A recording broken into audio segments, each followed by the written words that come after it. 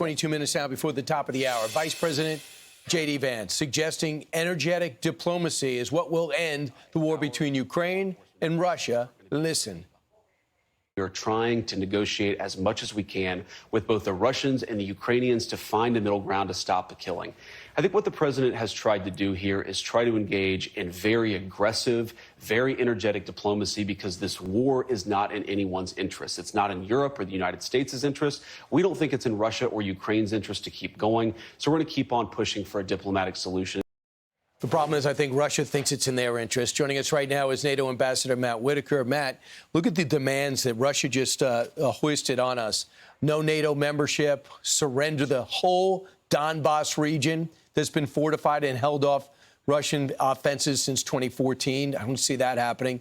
No Western troops on Ukrainian soil. A 180-degree turn from what we thought was agreed upon in Alaska. That seems like two of three non-starters. Yeah, those are certainly maximalist demands from the Russian side. And, Brian, good to be with you.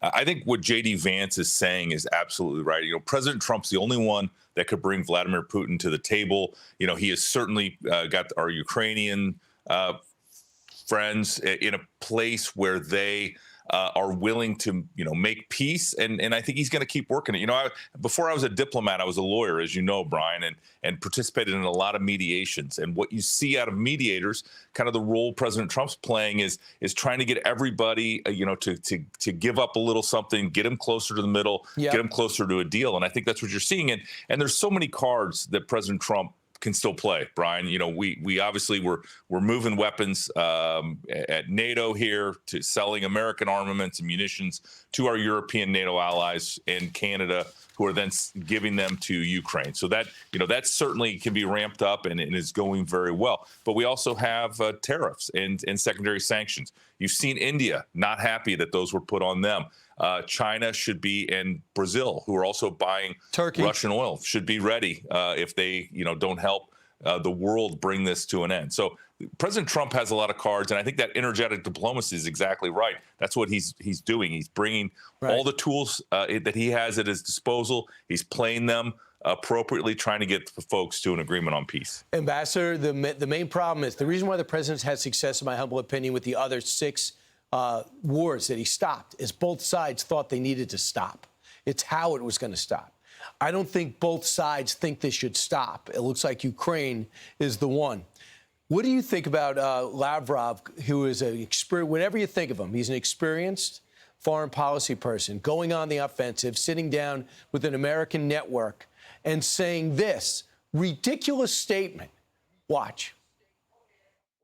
We never target civilian sites, that we only attack the sites which are directly involved in the Ukrainian military machine, which the West is trying to beef up. And if you have any proof of what you just said about churches, kindergartens, schools, and so on and so forth, I challenge you. Sure. Make it public. He doesn't think we have video of him hitting apartment buildings and schools? I mean, why say something so farcical? Yeah, well, I think it's been said before, if Lavrov's mouth is moving, then he's lying, because this is not someone that has a deep connection with facts and reality. But at the same time, I think the Russians have a domestic political issue where they've essentially said that Ukraine's not a real country. Zelensky's not a real leader, not an elected democratic president. And so there's been several things that they've staked, position out that's just incorrect. And I think it's very difficult for them to square that circle. But, one of the things Ukraine is developing is deep strike capabilities, in addition to what the United States weapons that our European allies are buying and then providing together with Canada to Ukraine. And so that deep strike capabilities and the recent attacks by the Ukrainians on Russian oil and gas infrastructure is slowly changing the calculation. Together with what I mentioned earlier on the tariffs and the sanctions, we're going to get to a peace. And I think President Trump is the only person that is going to be able to bring this to a conclusion. But again, both sides are going to have to agree to a deal. He's got to turn the screws. I agree with you about Lavrov, but he speaks for Putin. So that's what we're dealing with. Real quick, the Wall Street Journal came out with a story saying that quietly the Pentagon is preventing Ukraine from using the long-range missiles, the ATACMS, to strike in Russia. The president put on Truth Social that he thought it's hard to win a war when you're only in the defensive and not able to attack the other country. They don't seem to mesh. Is the White House on a different page from the Pentagon? Well, President Trump's absolutely right. You know, you can't fight a war with one or two hands tied behind your back. And whether or not they are able to use American weapons to do deep strikes, they're developing their own technology that is going to be certainly unshackled from anybody telling them what to do and what they can't do.